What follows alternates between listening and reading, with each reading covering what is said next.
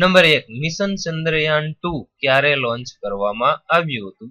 તો મિત્રો મિશન ચંદ્રયાન 2 22 જુલાઈ 2019 ના રોજ 2:43 PM વાગ્યે લોન્ચ કરવામાં આવ્યું હતું. નંબર 2 ચંદ્રયાન 2 કઈ જગ્યાએથી લોન્ચ કરવામાં આવ્યું હતું?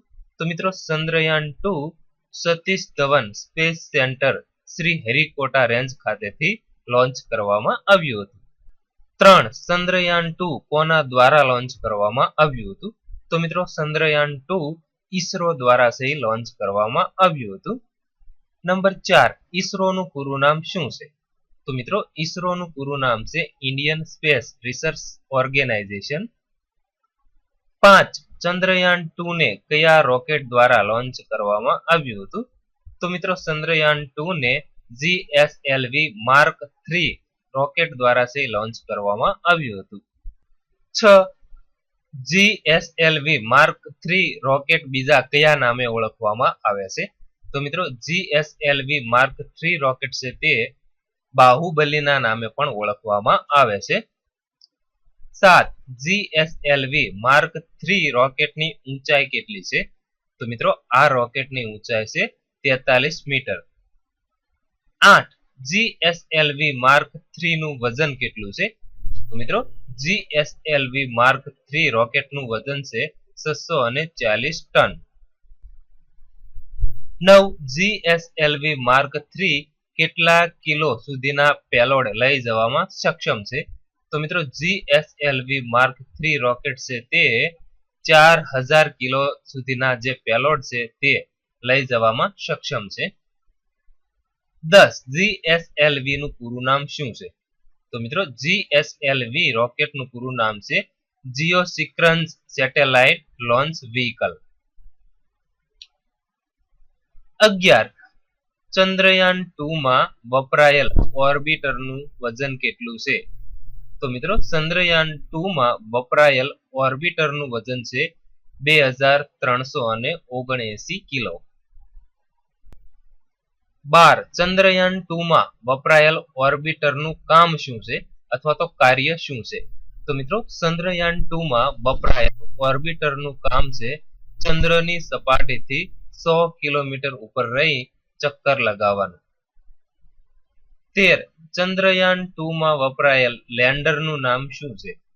તો મિત્રો ચંદ્રયાન 2 માં વપરાયેલ લેન્ડરનું નામ છે વિક્રમ અને આ વિક્રમ વિક્રમભાઈ સારાભાઈના નામ પરથી પાડવામાં આવ્યું છે.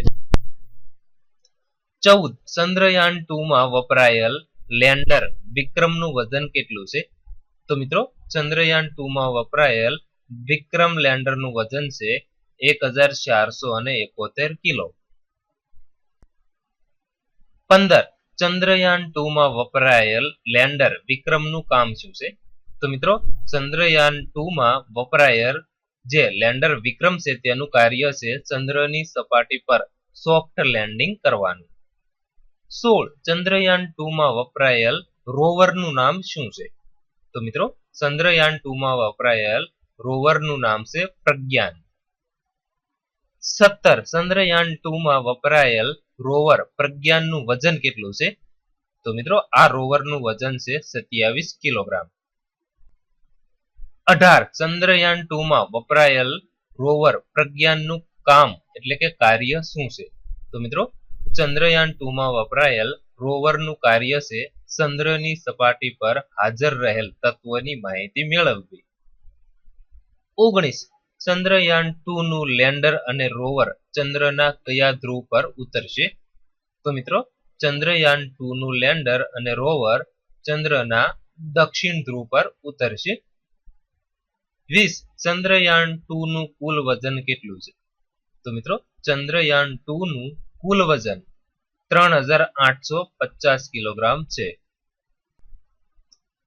21 ચંદ્રયાન 2 ની સફળતા બાદ ચંદ્રની સપાટી પર સફળ લેન્ડિંગ કરનાર ભારત કેટલામો દેશ બનશે? તો મિત્રો ચંદ્રયાન 2 જ્યારે ચંદ્ર પર સફળ જે લેન્ડિંગ કરશે ત્યારે ભારત ચંદ્ર પર લેન્ડિંગ કરનારો ચોથો દેશ બનશે.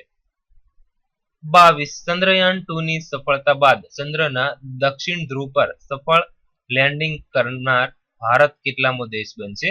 તો મિત્રો દક્ષિણ ધ્રુવ પર સફળ લેન્ડિંગ કરનાર વિશ્વનો ભારત નંબર 1 દેશ બનશે. 23 મિશન ચંદ્રયાન 2 માટે કુલ કેટલા કરોડનો ખર્ચ લાગ્યો છે? તો મિત્રો મિશન ચંદ્રયાન 2 માટે કુલ 978 કરોડ રૂપિયાનો સહી ખર્ચ લાગ્યો છે. 24 મિશન ચંદ્રયાન 2 ના મિશન ડાયરેક્ટર કોણ હતા? તો મિત્રો મિશન ચંદ્રયાન 2 ના મિશન ડાયરેક્ટર હતા રીતુ કારીથલ. 25 મિશન ચંદ્રયાન 2 ના પ્રોજેક્ટર ડાયરેક્ટર કોણ હતા? તો મિત્રો મિશન ચંદ્રયાન 2 ના પ્રોજેક્ટર ડાયરેક્ટર હતા મુથાયા વનિતા. 24 ચંદ્રયાન 2 ને પૃથ્વીની કક્ષામાં પહોંચતા કેટલો સમય લાગ્યો હતો? તો મિત્રો ચંદ્રયાન 2 ને પૃથ્વીની કક્ષામાં પહોંચવા માટે 16 મિનિટ અને 18 સેકન્ડનો સમય લાગ્યો હતો. 27 રોકેટ વુમન ઓફ ઇન્ડિયા તરીકે કોણ ઓળખાય છે? તો મિત્રો રોકેટ વુમન ઓફ ઇન્ડિયા તરીકે રીતુ કારીથલ ઓળખાય છે. 28 રોકેટ મેન ઓફ ઇન્ડિયા તરીકે કોણ ઓળખાય છે? તો મિત્રો રોકેટ મેન ઓફ ઇન્ડિયા તરીકે કે સિવાન ઓળખાય છે. 29 મિસાઇલ મેન તરીકે કોણ ઓળખાય છે? તો મિત્રો મિસાઇલ મેન તરીકે એપીજે અબ્દુલ કલામ ઓળખાય છે. 30 ચંદ્રયાન 1 ને કઈ સાલમાં લોન્ચ કરવામાં આવ્યું હતું? તો મિત્રો ચંદ્રયાન 1 2008 ની સાલની અંદર લોન્ચ કરવામાં આવ્યું હતું. 31 ઈસરોના વર્તમાન અધ્યક્ષ કોણ છે?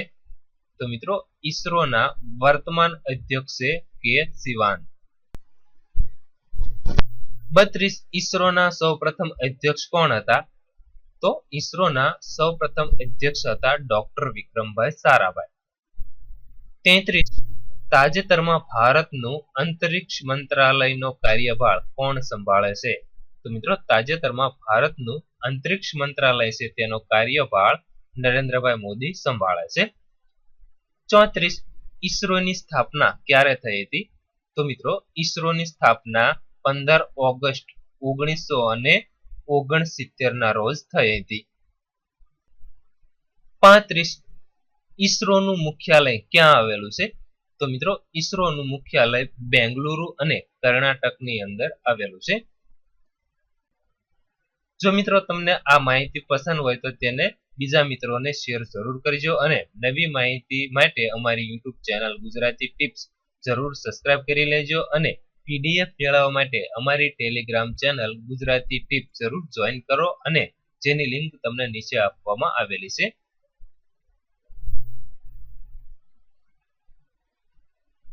તો મિત્રો આ વિડીયો પસંદ હોય તો વિડીયોને લાઈક અને શેર કરવાનું ભૂલશો નહીં. ખૂબ ખૂબ આભાર.